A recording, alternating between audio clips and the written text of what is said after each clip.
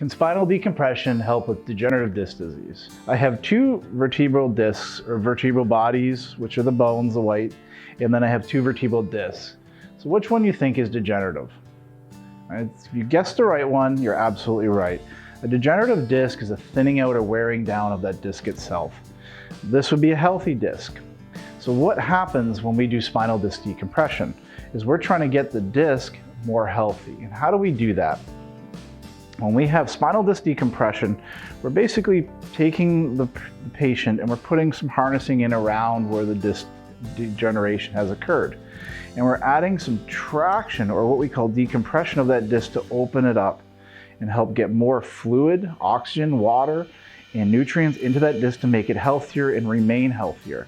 So we're actually reestablishing that disc pump mechanism. You see, when we're walking around on planet Earth, we're doing this all day long. And you can see how that's like a sponge. And so if we push down on the sponge, we're going to push the nutrients and water out. We let our hand off, the oxygen, water, and nutrients are going to go flowing back in, making the cells healthy, because there is no blood supply to a disc.